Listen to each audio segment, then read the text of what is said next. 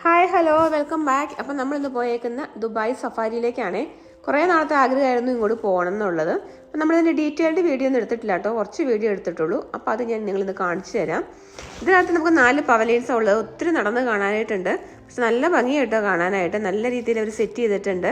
ഇതിലെ 4 വില്ലേജസ് എന്ന് പറയുന്നത് ഒന്ന് ആഫ്രിക്കൻ വില്ലേജ്, പിന്നെ Asian village, internet village and Arabian village കേട്ടോ.